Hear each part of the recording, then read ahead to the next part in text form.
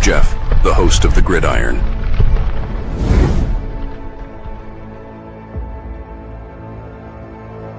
All right. Welcome to the Gridiron, baby. If you can give this video a thumbs up or maybe share this video, that would be absolutely freaking phenomenal.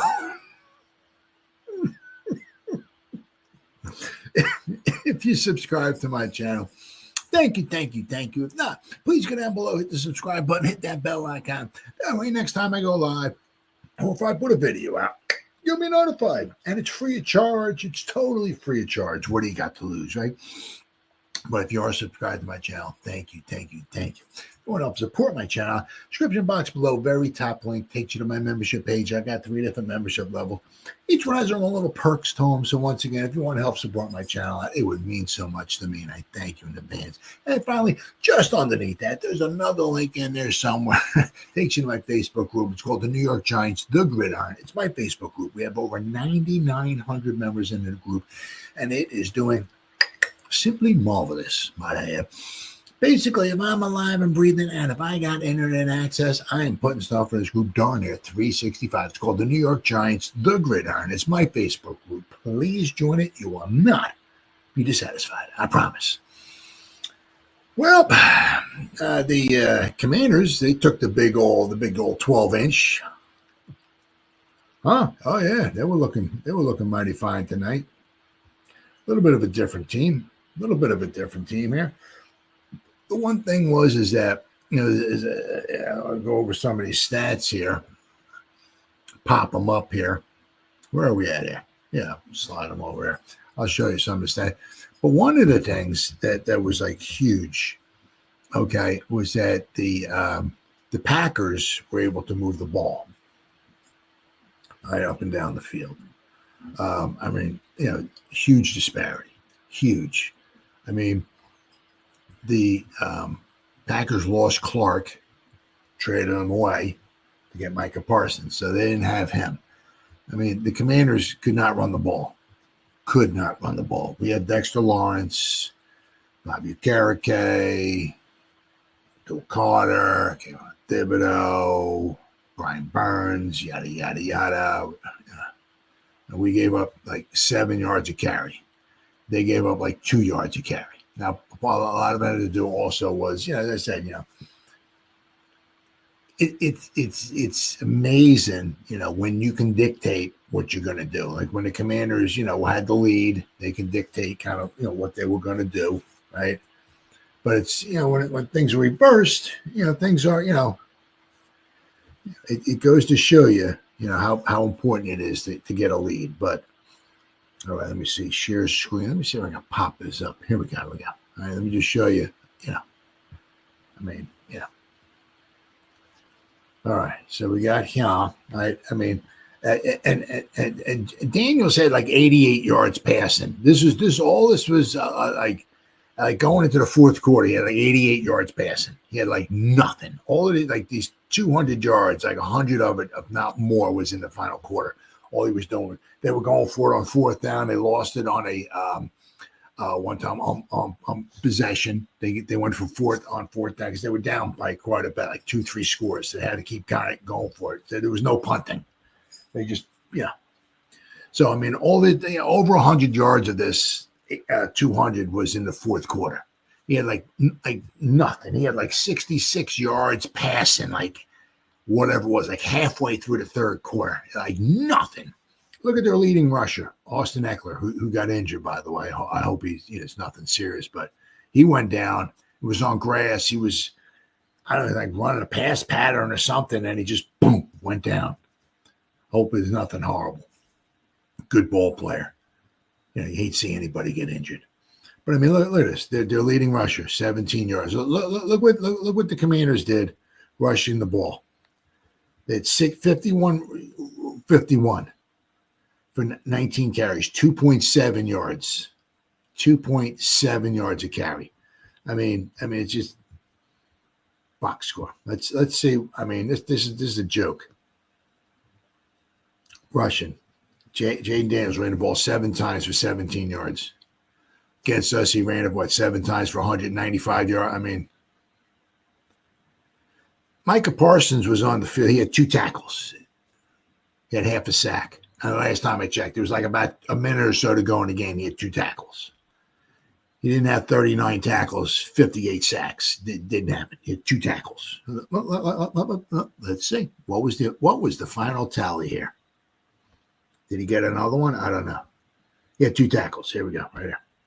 Micah Parsons. He was number 1. Oh, there you go. 2 tackles. He had half a sack. Micah Parsons, $950 trillion a year. He got 2 tackles. So basically, he made about $5 billion a tackle a night. Well, that's worth it. Then I have Clark. Micah Parsons had 2 tackles, and somehow they were able to keep the command. They got a good defense, okay, but we got a good defense too, right? I mean, this is going to be a really big game here for the Giants. Really a big game. They better show something because, as we see here, the Commanders, okay, they went to the championship game, yada yada yada, but I mean, I get it. The Commanders, I'm sorry, the Packers have a good team. Don't get me wrong. 30 carries, 135 yards rushing, 4.5 yards a carry. Jordan Love only counted for 12 yards, so they had 123 yards rushing. The Packers, 123 yards.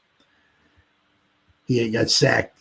So Jordan Love actually had well over 300 yards passing. Take the sack yard out, he had 292, but he had like twice as many passing yards as Russell Wilson did.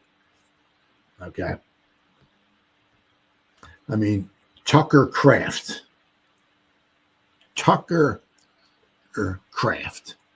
was their leading 6 receptions, 124 yards.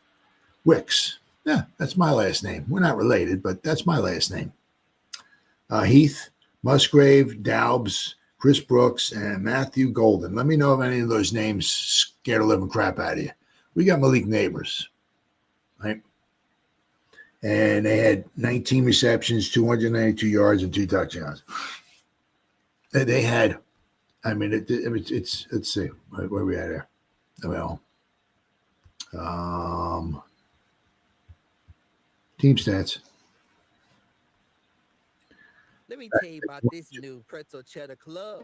Hey, I'm Carlos. And I'm Ebony. And a little thing we love about the Chick-fil-A pretzel. Packers had 22 first downs, 404 yards passing. 404 yards of offense. Right. 269 yards passing. I don't know. Maybe that was after the sack yard. Let's see, Jordan Love, 292 yards. Their leading rusher at 84. Our whole team only had what? 70-something? Look, they're rushing. Yeah. They averaged 2.7 yards a carry, the Commanders. 2.7. But as we also look here, the score was 17-3 heading into the fourth quarter. Right, so the Packers were able to dictate what they wanted to do. They were able to go down the field. They could score. They were putting up points. So the obviously the Commanders were coming from behind. But once again, don't get me wrong. Packers, good team. They're quite possibly. I'm sure after beating both games were at home, but they beat the Lions and they beat the Commanders convincingly, both games at home. So that their names got to be in the conversation anyway to have a good right now. Long way to go. In the conversation of getting to the championship game, but once again, a long way to go. The Detroit Lions last year were definitely in the conversation early on to go to the championship. To me, they had the best team in the NFC, bar none. But they were not allowed to because their defense totally decimated by injuries. They lost Hutchinson early and a bunch of other guys that, decimated. If their defense was intact throughout the season, it is what it is. Things happen. But the Eagles were healthy. Lions were not. So to me, the best team in the NFC last year never got to the championship game, and the best team in the NFC, to me, you know, that didn't get to the Super Bowl was the Lions. They were not allowed to because their defense was totally decimated. Go to the Eagles team, put second stringers almost on the whole defense, and guess what? They're probably not going to the Super Bowl either. Right? The Eagles were lucky. They stayed healthy, had a good team, but they stayed healthy. Lions had a good team. They were not, for whatever reason, were not allowed to stay healthy. Tons of injuries. So, but you got, look at the Packers. Packers looking pretty good so far. But I mean, goes to show you, what you can do if you get with a lead. What you can do. I mean, the Giants. This is a it's a big game. Big game here, right? To me, hey man, I'll tell you what, give the Cowboys a lot of credit, against the Eagles. I mean, if ABCD Lamb wants $55 trillion a year, I mean, I don't know. I guess I don't know. Didn't have to catch any passes the first game. He dropped like 42 balls. I mean, ridiculous. If he actually catches some passes, maybe the Cowboys go in there and beat the Eagles week 1. So, I mean, it's going to be a tough game for the Giants. But, somewhere along the line, we keep adding in free agency. We keep adding through the draft. And if we keep going into Dallas and keep getting blown out by Dallas, and now we can't apparently even beat the Commanders anymore, I guess pretty much the heck with the Eagles. We're probably never going to beat the Eagles ever again. But if we can't ever, we keep adding in free agency and the draft and all of this, and we can't ever go into Dallas and win in that. I mean, it's a big game. They better show some big time improvement here, or obviously, of course, the big question will be, let's see Dart in there, right? What's happening with Wilson? So I mean, there's a lot, a lot going on in this game. I mean, we got to close the gap. So it seems like we're, the gap between us and the rest of the NFC, we're getting more, I mean, like at least last year, right? We lost to the Commanders 27-22, right? Of course, they had Jaden Daniels. They were allowed to stay healthy. Jaden Daniels was allowed to stay healthy all year. Meanwhile, what do we have? 49 quarterbacks last year. We were not allowed to stay healthy. One after the other getting injured. We had Tim Boyle in there, right? Put Tim Boyle in. Commanders, sure they probably would have done okay, but it's not Jaden Daniels, right? So last year we didn't have a kicker, we didn't have Saquon, didn't have a kicker, right? And we should have won that game. And this year we once again we added in free agency, we added through the draft, right? Should have been better, and this year we looked even worse than we did last year. It's like the gap is getting wider. So, and of course this, and I understand the schedule and all, but it was week 1. It's not like, it's not like it's week 13 and we've just played 12 weeks in a row and we're totally decimated by injuries and all that stuff. Right? The thing was just very, very frustrating is that, you're going up against Dan Quinn, right? And, phenomenal coach. I mean, but we always had a hard time, especially when he was the defensive coordinator at Dallas, right? We had a hard time. I mean, just the stunts and twists and, the way that he's able to shoot the gaps and get, people in the backfield and bodies and laying on the ground in the backfield and all, just causing all kinds of confusion and everything. We for whatever reason, we can't seem to deal with that. They're not the greatest team ever, as we saw tonight, because the Packers handled them.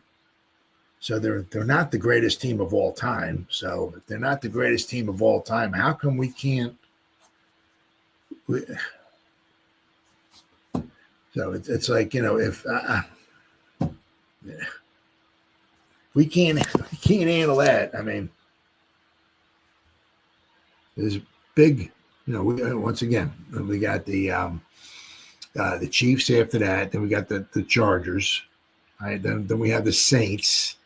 Then we have to play. Somehow we got to play the Eagles. I think 2 times in 3 weeks. I mean, wow, you can really see, if things don't start going better. I mean, if we're missing one game, if we're missing like Andrew Thomas, and we can't win a football game because we don't have Andrew Thomas, I mean, we're in a lot of trouble. The coaching staff's in a lot of trouble. A lot of trouble. I'm not so sure. Not so sure if Shane is or not, because Dable and they're not tied anymore, right? I'm not so sure, if they're tied anymore. Yeah, because Mr. Mara at the end of the season, he's gonna have to look back. It's like, this year we were 2-15. Oh, okay. The question is, right? As Brandon Brown, and Shane and company and all had they supplied, Daboll and all, Bowen and Kafka and all those guys with good quality talent to possibly turn this thing around? I have to believe the answer is yeah. I mean, Christ, the guy gave you Holland, you got a Debo, you drafted Abdul Carter. I mean, you got Dexter there. Karake had 16 tackles. I mean, flop. We drafted Phillips, got Newman. I mean, it's good defense. Yeah, I mean, hey, we didn't add a ton on offense, right? We pretty much brought back the same starters as before, right? But we did get Dart. So that's going to be a key thing there. That's going to be a key. I mean, like if the season does wind up going down the dumper or whatever, that's going to have to deal with what does Dart looks like he might be the real thing, right? But if everything's got to be absolutely freaking perfect for us to win a football, like we need the starting 5 to be there. We need all wide receivers to be, we need this. We need the defense to be healthy. First, just to win a football. I mean, if that's the case, boy, wow. Good coaches, right, get production, can get wins when things aren't perfect. Well, the last 3 years, that's not been the case with Dable. Not been the case. So what are we? Well, we're 6-11, right? And then 3-14. So we're 9-25. So we're 9-26 now. 9-26 over the past 35 games. 9-26. Things aren't always going to be perfect for you, right?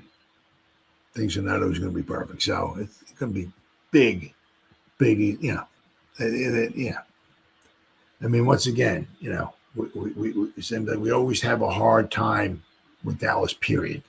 It's going to be very interesting this week when we go into Dallas. Do we lose? Do we lose by 3? 23-20? Is it a tough game? Do we, tooth and nail? We're right there. We just couldn't, what I mean? Okay. We lost by 3. Okay. All right. Or do we lose 35-10? Something like that. So this is gonna big game. Big game. All right, so we got some storylines here to follow. All right. Giants will look to rebound from their season opener when they traveled to Dallas to take on the Cowboys. In the first back-to-back divisional matchups on the road, the Giants fell to the Commanders last week, 21-6. Meanwhile, the Cowboys lost a tough game they could have, should have won against the Eagles. Right? I think they gave up 21 points in the first. I didn't think either defense was on the field last week in the first half. Teams are just walking up and down the field, but they only gave up 3 points to the Eagles in the second half. Their defense really buckled down. Did a real good job of shutting Saquon down a lot, especially toward the end of the game. So if Saquon and that Eagles offense had a hard time running, well, I'll tell you what, Giants got their work cut out for them. to get a running game going. If we can't run, every game is urgent. The Giants' offense gained just 231 total yards and failed to find the end zone, while the defense allowed 432 yards and surrendered touchdowns on 3 of the Commanders' 4 trips inside the red zone. Now, which was the exact opposite last year. Now, the last year, the Giants couldn't stop the Commanders, period. The Commanders just walked up and down the field at will when they were in Washington. But every time the Commanders got inside the red zone, the Giants were able to buckle down and not give up a touchdown. But other than that, they couldn't stop them. The Commanders just walked up and down the field, up and down the field. Their field goal kicker got 7 field goals. So, dating back to 1990, teams that have started the season 0-2 have only made the postseason 12.2% of the time. Meanwhile, for teams that started 1-1, that percentage jumps to 41.6%. So your chances are more than 3 times greater to make the playoffs since 1990 if you start 1-1 compared to 0-2. More than 3 times greater. I think the urgency is high just because it's always high in the NFL. Wide receiver Darius Slayton said, whether it's 0-2, 2-0, 3-0, the urgency to win it's not the NBA where I remember he said where you play 90 games. I think it's 82. Play 90 games. We play 17 weeks of football, so every game is urgent regardless of what our record is. Every game is urgent. Every game is important, especially against a division opponent like we have this week. The offense has got to get going. The offense sold just 17 first downs against the Mariners as they averaged 3.7 yards per play. I mean, I don't know what you expect them to do with 3.7 yards per play. To put that into perspective, the Commanders averaged 6.6 yards per play. The game finished with the Giants having only 157 passing yards, 74 rushing yards, and 3.2 yards per carry. But if you take the Giants' running backs, they only averaged 2 yards per carry. It was over 3 yards per carry because Russell Wilson. But the most damaging stat was the team was 0 for 2 in the red zone. And we got down deep, too. Deep. And we couldn't score a touchdown. Dable said, I'd say it was a collective effort. Cowboys did a relatively good job on defense in week 1, limiting the Eagles to just 302 total yards of offense. 300 yards of offense to the Eagles. Total. That's fantastic. However, Dallas struggled to come up with stops in key situations. The Eagles converted on 8 of 13 third down attempts and found the end zone on all 3 trips inside the red zone. While Eagles quarterback Jalen Hurts threw for only 144 yards, he did complete 19 of 23 passes for a 94.2 passer rating. But once again, he has 2 number 1 wide receivers running around out there. So let's give Jalen Hurts some crappy wide receivers, and let's see how well he does at completing the passes. See, Jalen Hurts has got to have Saquon Barkley in the backfield. He's got to have the best offensive line in football and 2 number 1 wide receivers for him to do good. Right, take those number 1 wide receivers away. Don't give him Saquon Barkley, okay, and give him like the 29th ranked offensive line. And let's see how good Jalen Hurts is. Hurts added 62 yards on the ground. Let's see. Going up against the revamped Commanders defensive front, the Giants had a tough time establishing the line of scrimmage. It was horrible. Washington recorded 24 quarterback pressures, according to Pro Football Focus, 24, which played a big part in Russell Wilson completing only 17 of 37 passes. Didn't get much better in the running game as running backs Tyrone Tracy, Motor Singletary, and Cam Scatterboo combined for just have 30 yards on 15 rushing attempts. I mean, it was a joke, absolute joke.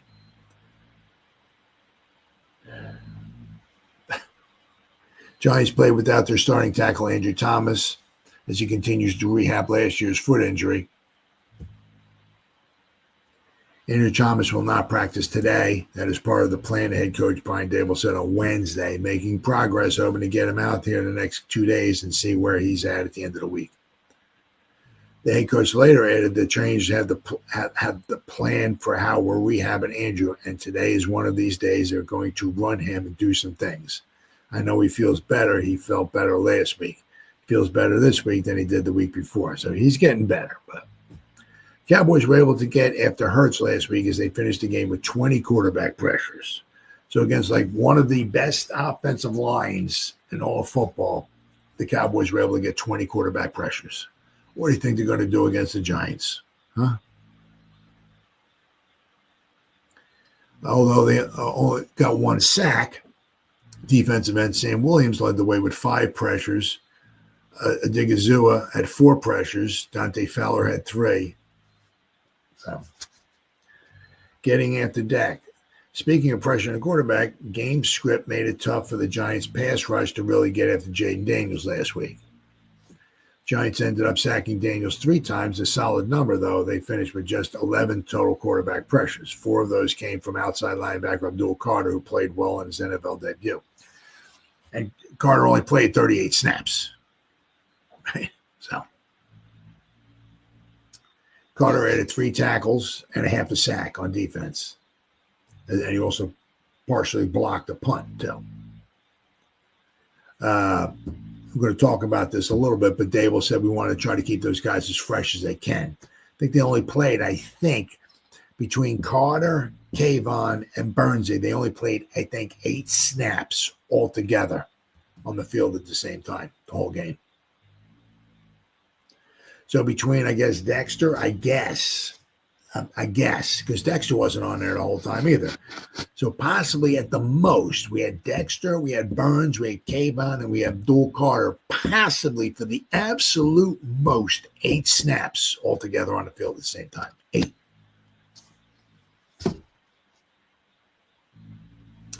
The Eagles did fail to sack Dak last week, despite the pass rush turning up the heat. Philadelphia had 19 quarterback pressures, according to PFF. The veteran quarterback is known for his quick decision-making, as the Giants have totaled just 15 sacks in 15 career games against Prescott. Oh, yeah, we beat – the last time we beat Prescott was his rookie season. So, yeah, we're going to wind up beating him this week.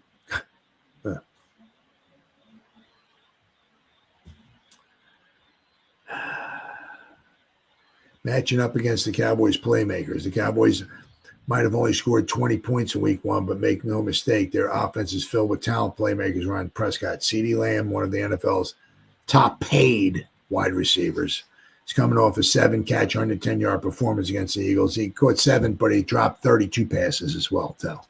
So he could have had a lot more. He choked. He did drop a couple of key passes late in the game. In 10 career games against the Giants, Lamb is averaging 6.1 receptions and 85.9 yards per contest to go with his 4 touchdowns. So, they're going to move the ball. They're going to score some points. They're going to easily get into the. I'm sure they're going to get into the 20s. Like they do every time against the Giants. What's up, Benny G-Man? Yeah,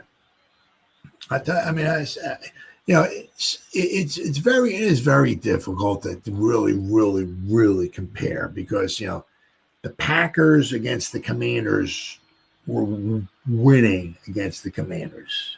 The Commanders were taking it to the Giants. The Commanders had the lead. The Commanders were kind of walking up and down the field. So it's tough. Sometimes every game is different to compare apples to apples.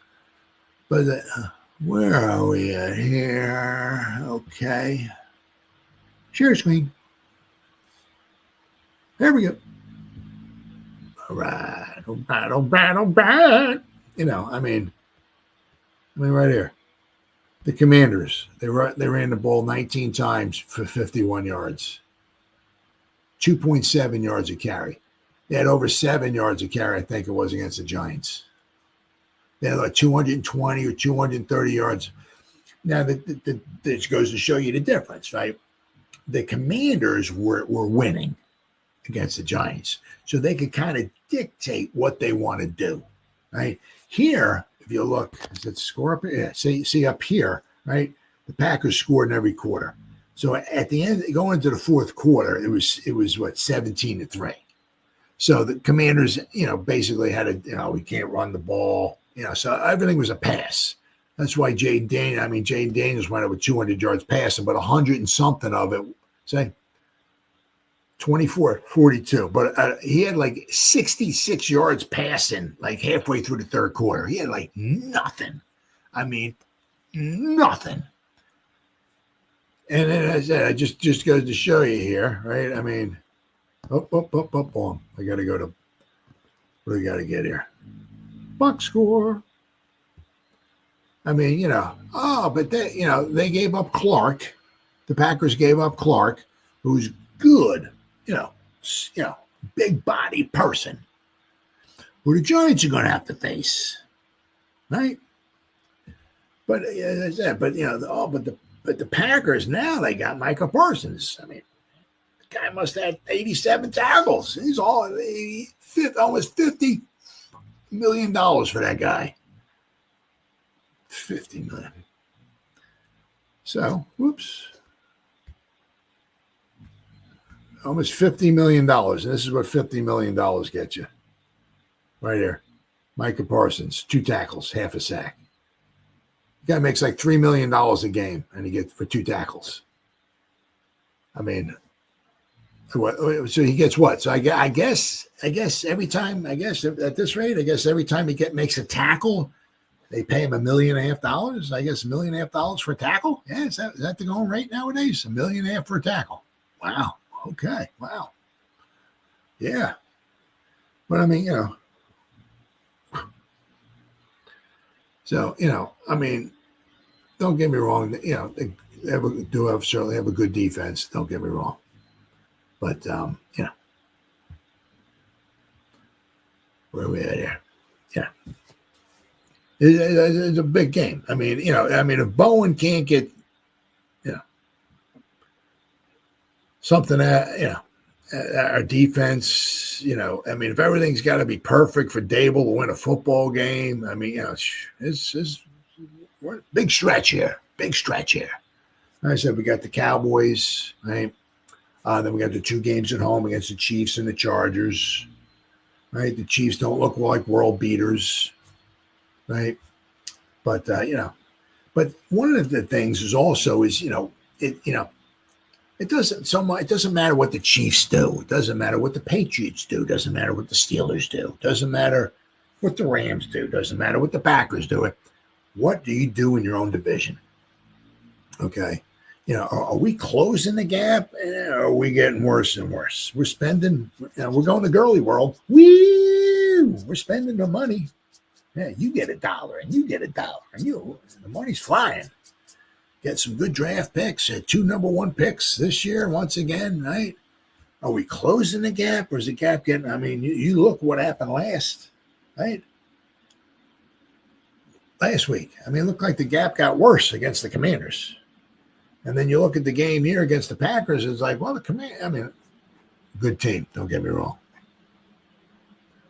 but it's like they're not the greatest team ever built. I mean, no. Packers took it to them tonight.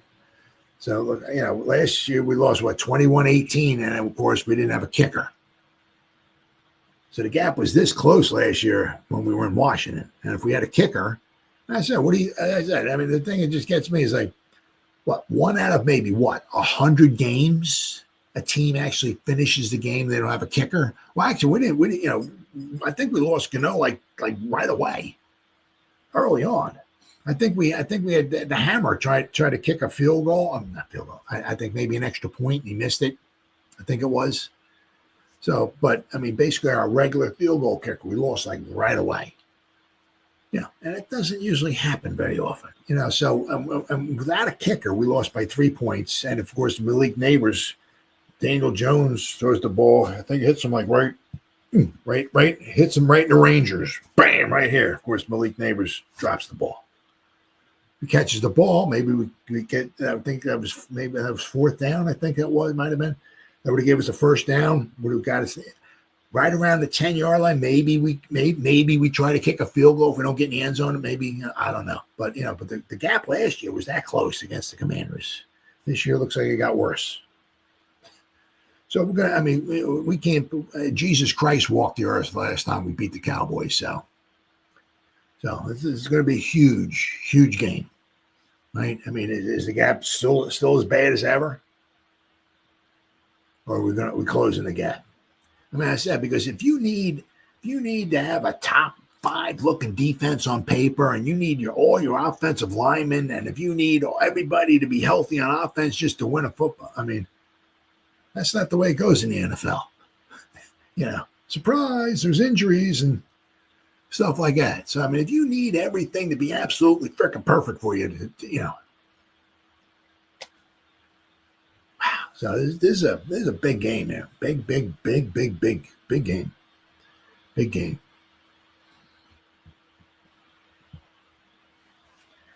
Now, apparently, I guess it's like the tennis match we got going with the Jets.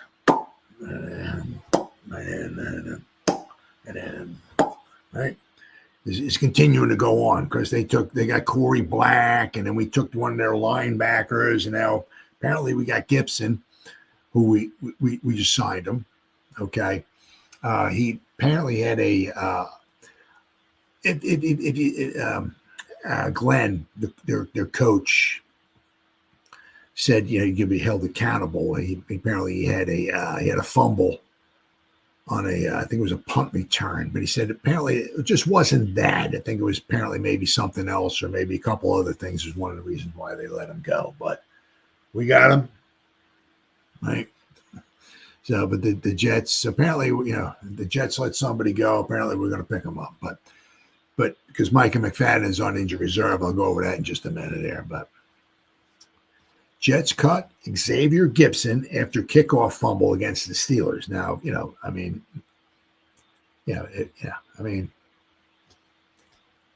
that was a good game, real good game. I mean, up and down the field. It started off maybe a little slow, but was it 34-32? Very entertaining game. So anything in that game was magnified. A fumble, anything, was big, right? And when you got a chance to win a game, you got to win the month. You got to win it.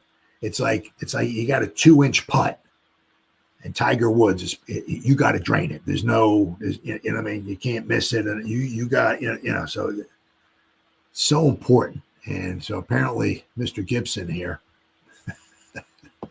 so made a boo-boo, and Mr. Glenn was not happy. Jets coach Aaron Glenn insisted he wasn't trying to send a message, but his decision to release Xavier Gibson on Wednesday after his costly fumble in the season opener will be perceived as a statement move.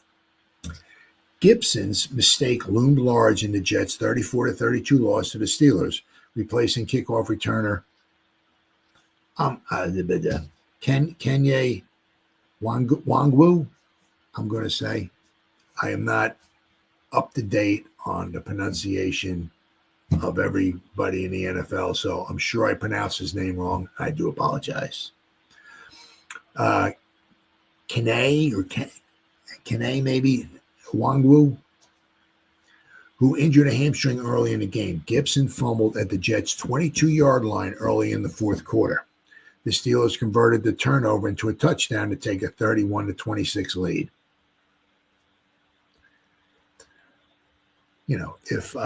If that was Devin Hester and he fumbled it, all right, bro. Just get him on the next one. But that's Gibson fumbling it, and it's like, see you later, buddy. Sometimes it depends upon, who you are, right? I want it to be known that the decisions that are made are not rash decisions and never based off of one incident. I'll keep it at that. So this is just not one incident, according to Glenn, the Jets coach. It wasn't specifically. I mean, this might have been, the final straw, right? So maybe there were a couple other things that Gibson did. So Xavier's a really good player. He's going to play in this league, but I thought it was time for us to move on in another direction. So I'll leave it at that.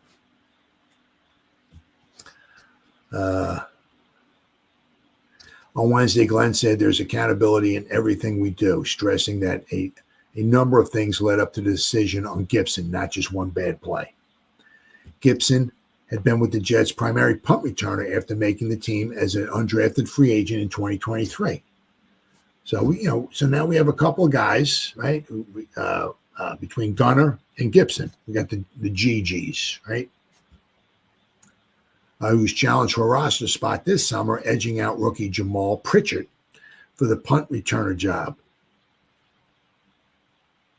After the game, Gibson acknowledged it was the worst time to fumble, but added, "My teammates know what I can do. They believe in me. The coaches believe in me. That being said, that's the worst situation I could put my team in." And it was a shame. In 2+ seasons, Gibson fumbled 10 times in various roles. He finished 27 receptions for 268 yards and 1 touchdown. 10 times he's fumbled. Wow. Let's see. Giants claim wide receiver and return man Xavier Gibson off of waivers. They have claimed wide receiver and kick returner Xavier Gibson off waivers in a corresponding move. Inside linebacker, I'm going to go over this in a second about Micah McFadden. Gibson played in 35 games after signing with the Jets as an undrafted free agent in 2023. The 24-year-old has returned 68 punts for 604 yards, almost a 9-yard average. That's pretty darn good, right? And a touchdown to go with 44 kickoff returns for 1,142 yards and a 26-yard average. Not bad. As a rookie, Gibson was on the field for 45% of the Jets' offensive snaps and finished with 21 receptions for 221 yards, in addition to 8 rush attempts for 68 yards and a touchdown. So don't expect anything. If the guy does, if he's winds up suiting up and all that, don't expect a lot out of the offense, right? If anything, he's going to be back there for kick return, right? But as I said in that last article, he'd fumbled the ball 10 times. That's a lot. That's way too freaking many. I mean, if he touched the ball 1,000 times in a season, okay, I'll give you 10 fumbles. All right, maybe 1 every 100, but still it's not very good. But for the amount of times he's touching the ball, if he fumbles it 10 times, that's way too many. Prior to the NFL, Gibson played at Stephen F. Austin State, where he was named second-team All-Conference as a wide receiver and third-team All-Conference as a kick returner.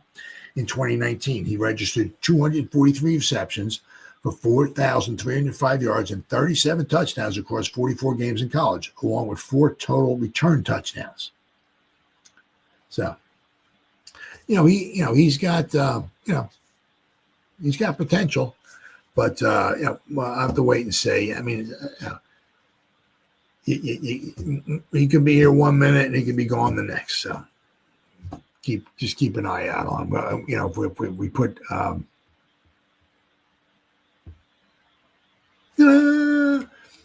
Micah McFadden on injury reserve, you got you have replace him on the roster with somebody. So it is a little interesting because we didn't maybe replace Micah. Or they didn't maybe go out and get, per se, like a linebacker, because we're not chock full of off-ball linebackers unless some guy by the Abdul Carter maybe takes his place. Muasau did okay, but one of the things was it was almost like as soon as I think it was the second play, if I'm not mistaken, after McFadden got injured, right? I think it was the second play that Daniels dropped back, threw a pass, and completed to Ertz, who was supposed to be covered by Muasau. So, going to be interesting to see. Very, very interesting to see.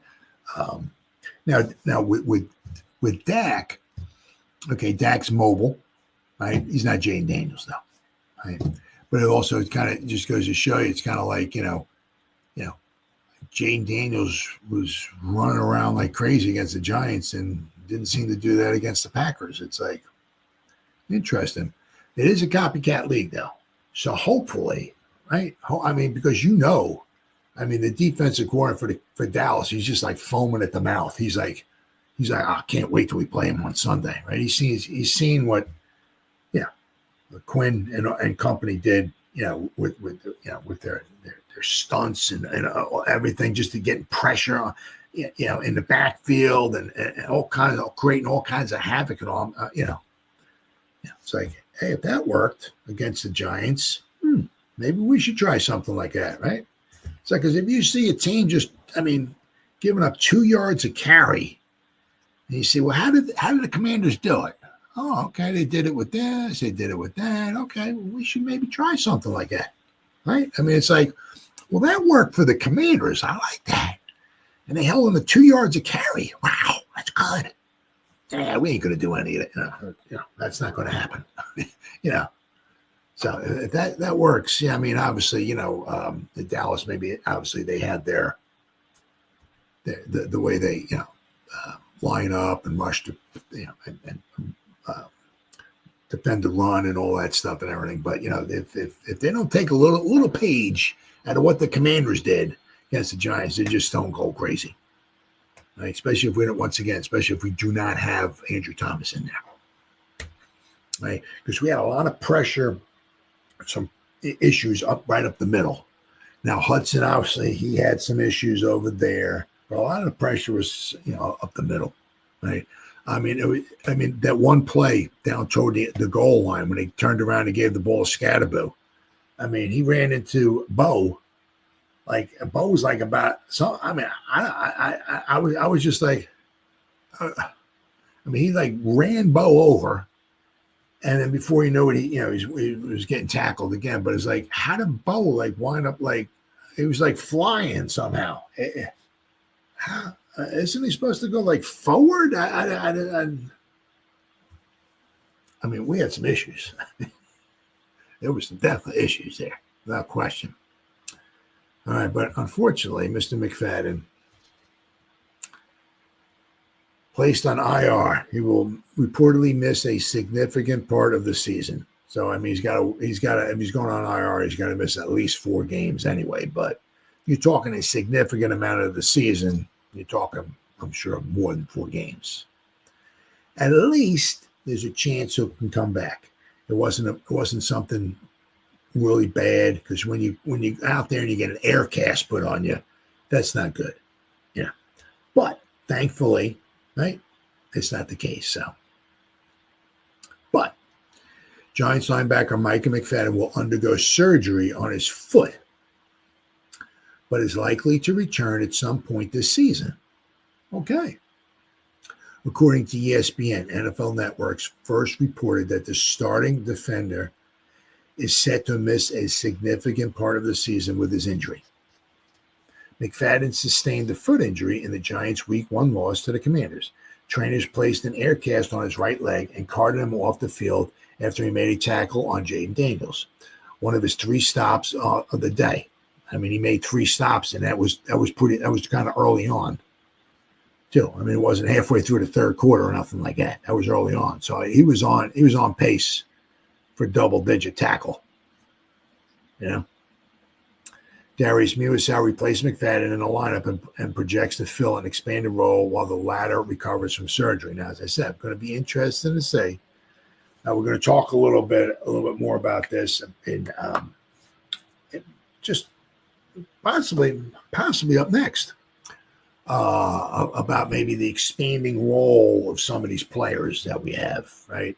Now, once again, Dable said it's a long season, and it is. And you don't want to, obviously, because a lot of these guys obviously didn't play a lot in preseason. You want to try to ramp them up, I guess. But somewhere along the line, you're going to have to start letting these big boys play. And they play a lot.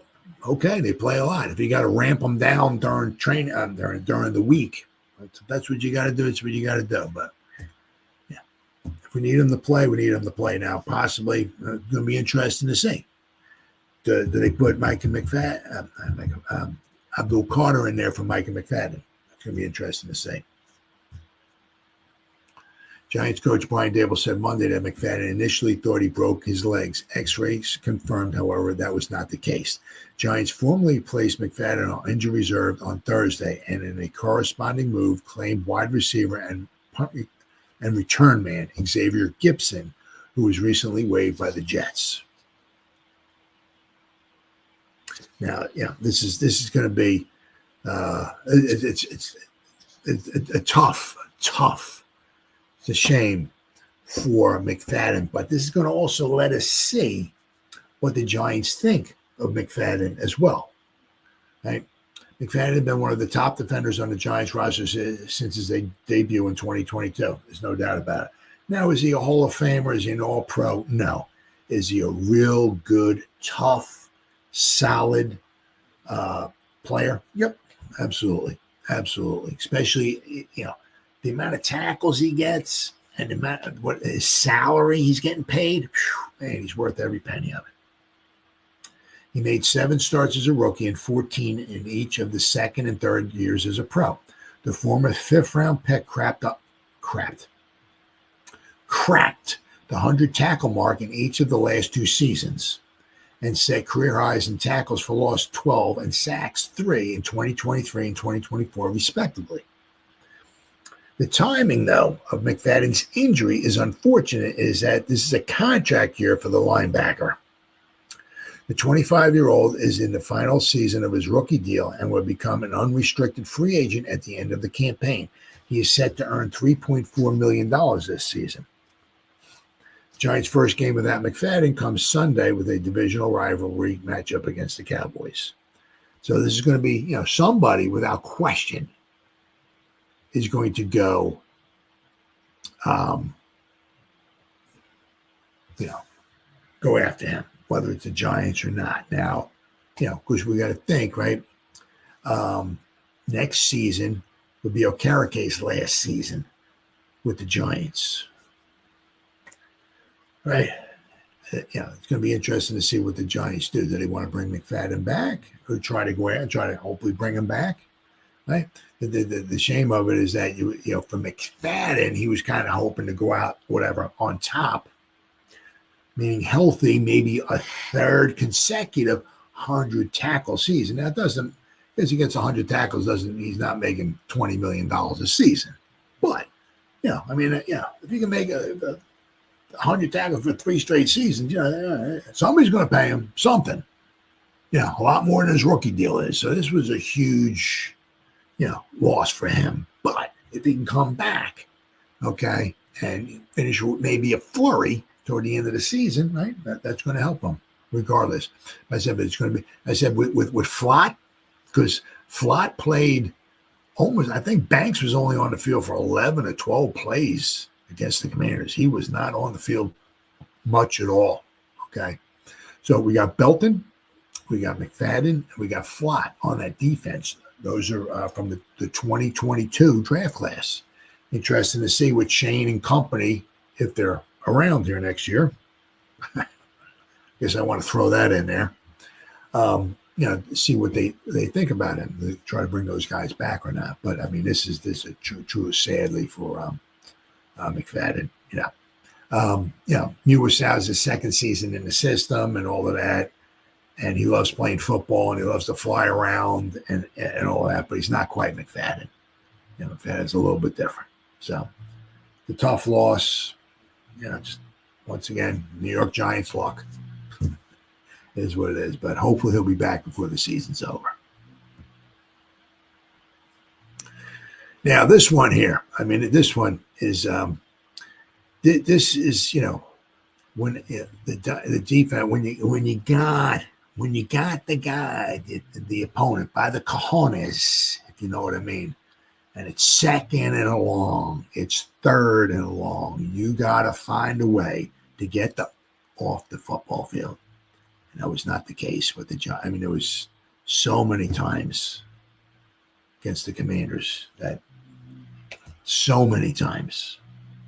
One of the things is that I can't remember exactly what the numbers are, right? But numbers jump up immensely a chance of you scoring either a touchdown or a field goal when you get a play on a drive of at least 15 yards. Okay, and the Commanders had a ton of plays, double digits in yards. They had quite a few of them more than 15 yards. Yeah, it jumps up immensely.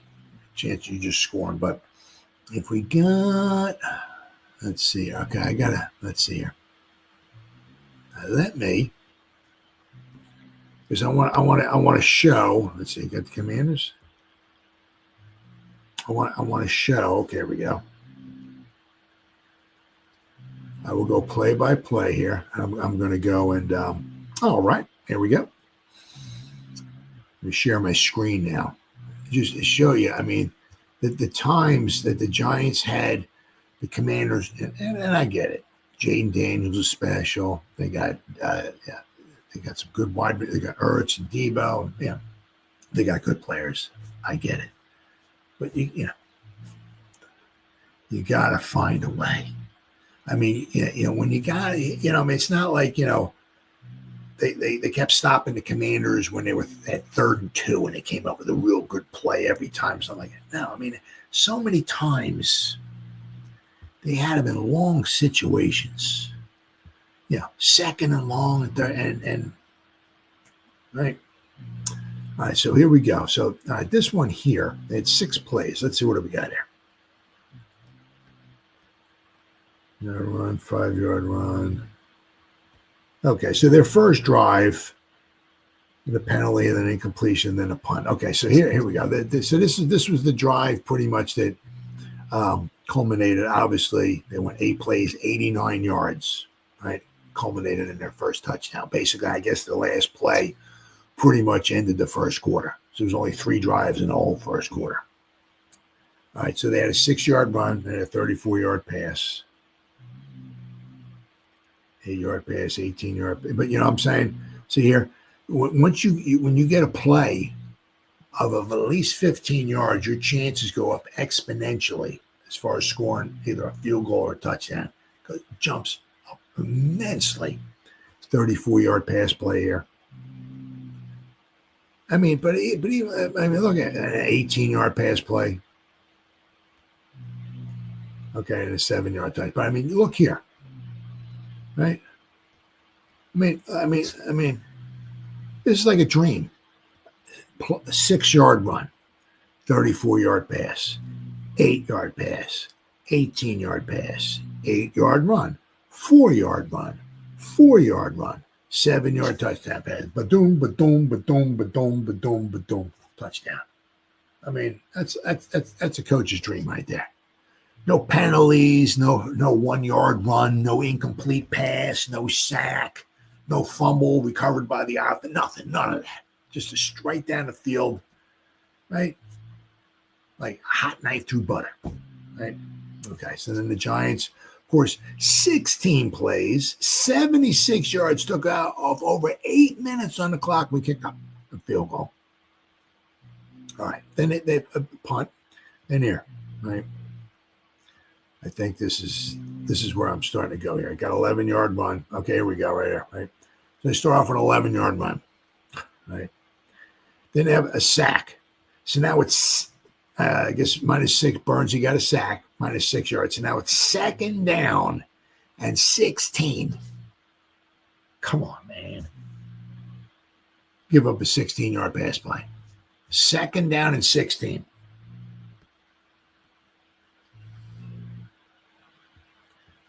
Then I had a 5-yard penalty on Nacho for defensive holding. So now they're not that, but 2nd down and 16.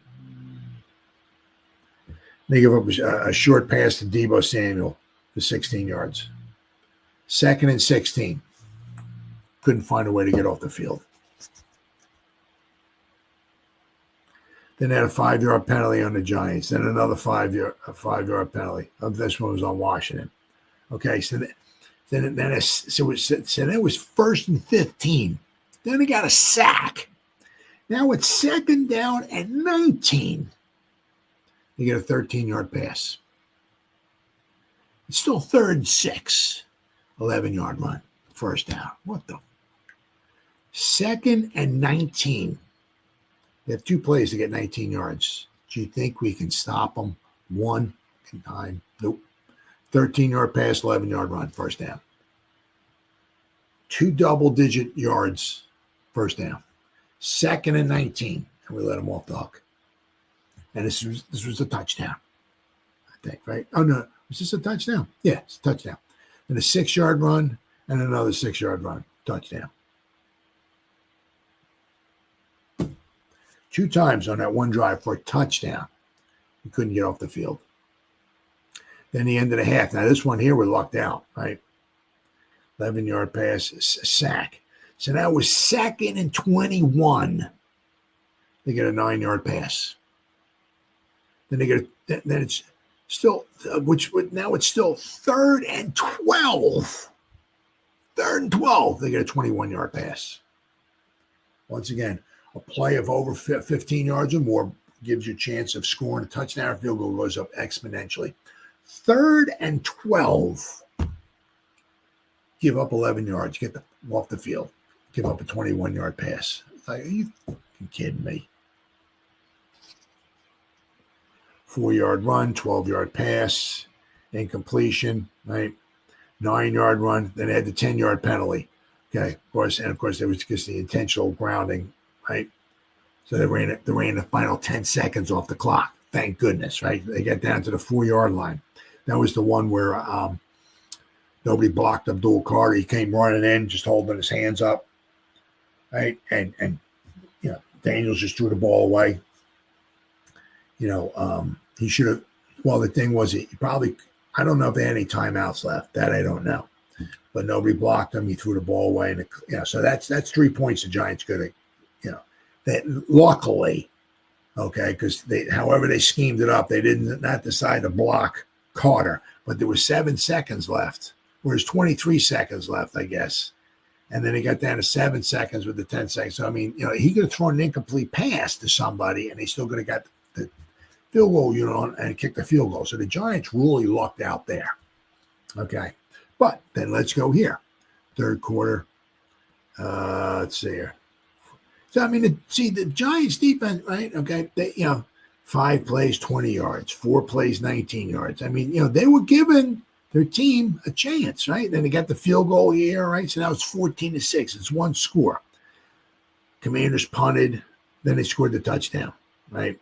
But I mean, after a while, the defense just gets tired, right? They gets tired. But 14-yard run, 2-yard run, 11-yard pass, 3-yard run, 10-yard penalty.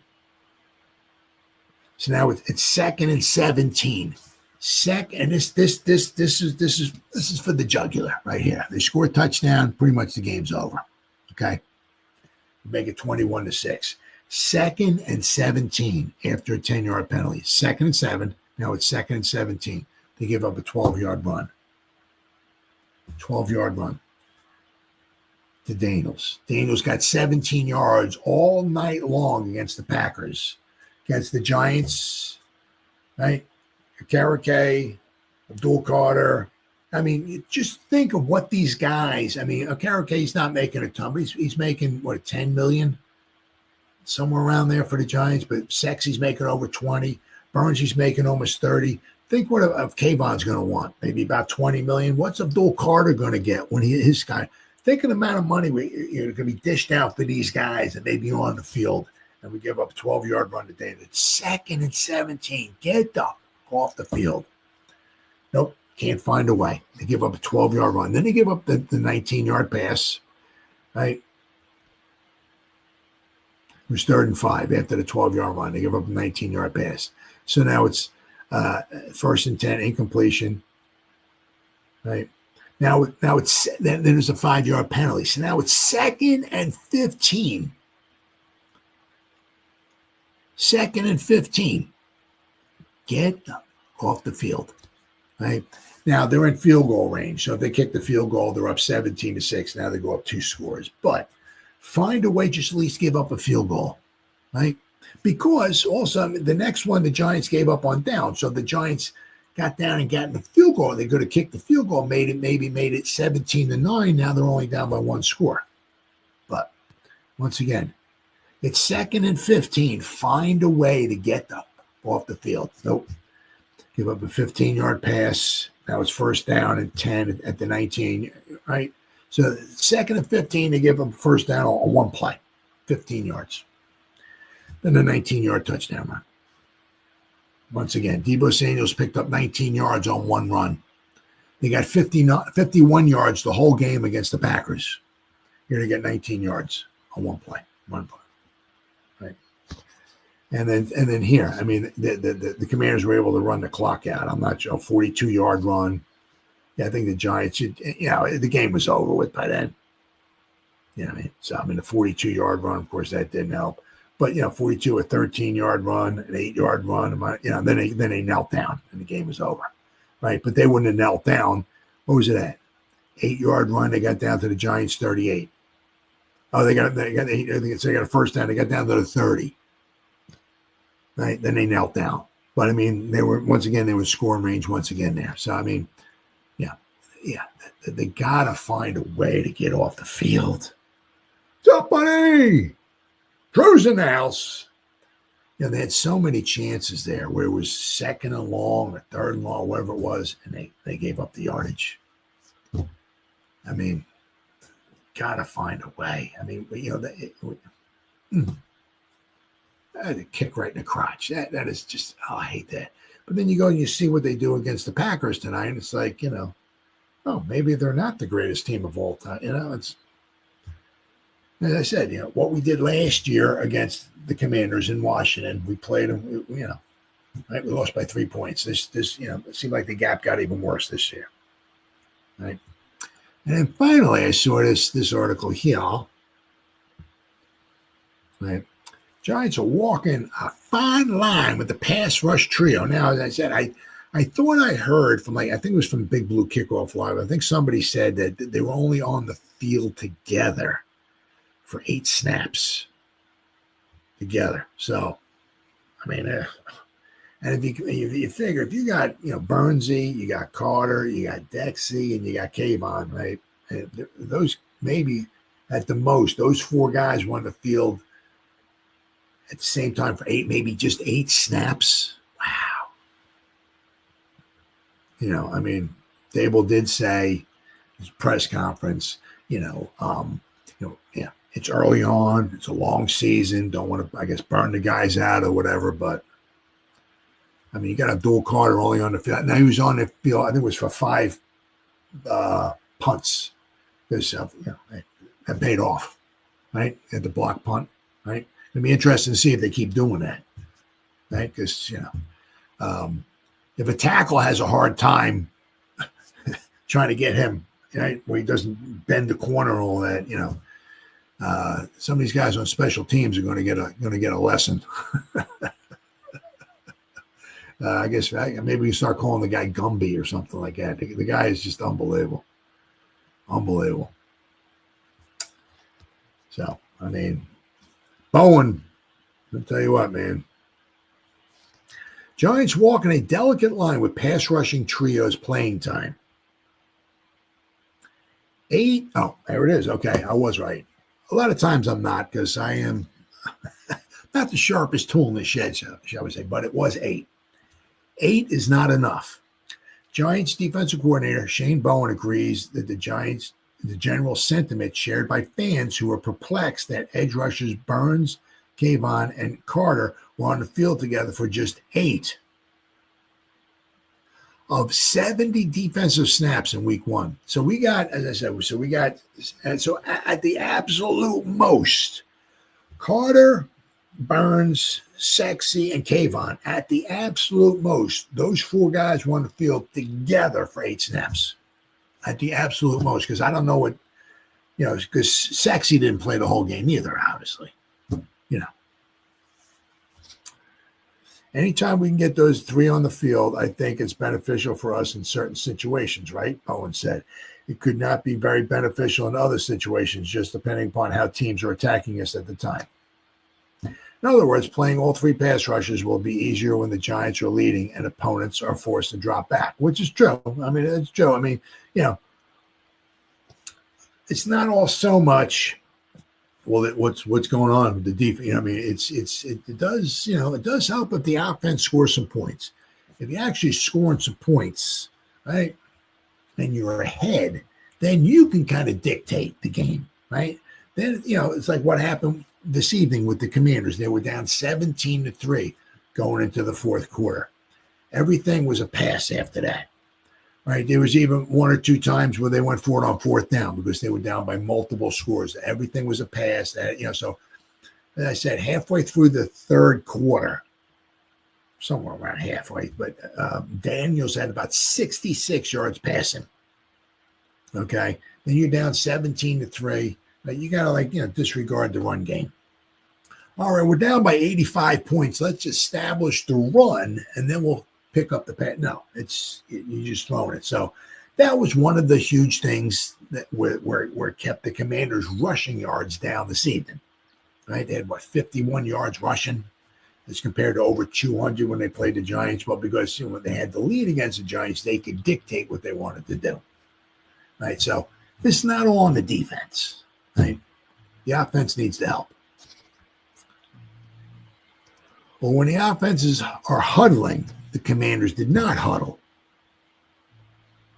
And third down substitutions are easier to make. Kayvon played 74%, Burns was 67%, and Carter was only 54% of the snaps. All played less than they are accustomed to, though.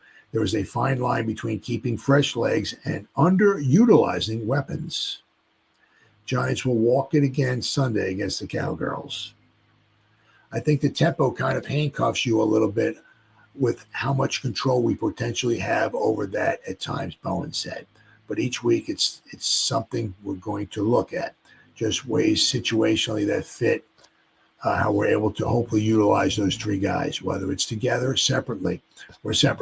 Continue to evolve as we go. It might be totally different this week just in terms of snap count and where it stands. One adjustment under consideration is having Carter, right, take some vacated snaps at the inside linebacker position, where he played for 2 seasons at Penn State before developing into the number 3 overall pick as a ferocious edge rusher. Giants are without, obviously, Micah McFadden. So now does Carter come off-ball linebacker, and maybe Muasau doesn't quite take as many snaps. He's on the sideline. Right, that way you have Burnsy on the field, you got Kayvon on the field, you got Sexy on the field, you got a Karake on the field, and you got Carter on the field. Yeah, because, I mean, off-ball linebacker, you can still blitz the passer. Right? Abdul's got the history of playing off the ball, so that's something we've got to consider, Bowen said. Another way to potentially get all 3 of those guys on the field. I think all those guys have versatility to do something different things for us. Bowen credited Carter for making a unique play when he waved his arms at Jaden Daniels to force a throwaway at the end of the first half that wound up drawing a flag for intentional grounding and cost the Commanders a shot at a chip shot field goal. So that pretty much took 3 points off the board for him. So obviously it could have been worse. In critical situations, Bowen said, we want our best players on the field. Bowen does not expect Carter's special teams workload. He blocked a punt on 5 snaps to limit his defensive ability. I think his superpower, obviously, is his ability to go and get the ball, special teams coordinator Michael Gabriel said, whether that be a quarterback or whether that be the punter punting. His versatility to me is very valuable on that unit because he has to be able to do everything that they were asking the other guys to do. So, I mean, it's going to be something to keep an eye on. I mean, it's great having those guys on the team, but man, if they ain't on the field, it's like, and I can also understand it too, how, it's where Dable says it's a long season and we don't want to burn the guys out and all of that and everything. But, if you're waiting for week 8 or 9 or 10 to take the guys off the shelf, dust them off and let them play a lot of snaps, the season's going to be over with. So you better, better come up with something. And one of the big things was kind of a little bit disappointed with is with Bowen. One of the things he he was supposed to do very well, but his defenses was, his run defense was supposed to be very good. Right? That was one of the big things. And it's not been very good here with the New York Giants. And it's not like the Giants don't have stars. They got a good defense. So, but this week coming up, boys, is a big game, boy. Big game. I mean, as of right now, the gap seemed like it got wider against the Commanders. We had a nice draft, 2 first-round picks. Alexander, I haven't had much of him, but you got Scatterboo on the, so we got some good draft picks. We had some nice free agent signings, right? But it seems like the gap got worse against the Commanders. Okay, that's just one game.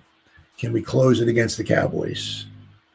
Because if you can't close the gap or you can't start beating teams in your own division, I mean, you go 0-6 in your division. Good luck trying to get into the playoffs. Good luck trying to win a playoff game, or good luck trying to win And if you go 0-6 in your division, chances are there's going to be another team in your division that's going to make the playoffs. Okay, and if you're 0-6 in your division, and say the Eagles win the division, they go. There's a good chance if you do face the Eagles, you're going to be facing them in Philly. And if you prove that you can't beat your own teams in your own division, obviously you probably ain't never going to make it to a Super Bowl. So it's a huge, and I get it. The schedule is very difficult. I get it and all that stuff and everything. But, if we can just break it down to a small microcosm here, what are we doing in our own division? Right? Are we closing the gap? Right? Yeah, this is year 4. We got to start winning some games in our division. I mean, if Dable and company is waiting for everybody on the whole team to be healthy, and we have to have an all-pro at every position to go out and start winning some games in our own division, man, we're in a lot of trouble. All right, guys, it's been 1 hour and almost 18 minutes. Hey, let me see here. So we got Vinny, G-Man, and Drew. Guys, thank you so much. Appreciate your comments. Thank you. So once again, to whoever spent any time listening to me live, thank you. Or if anybody's going to spend any time watching the replay, just once again, thank you so much from the bottom of my heart. It means the world to me. As always, you guys stay safe out there and go Giants! Woo! Oh, yeah.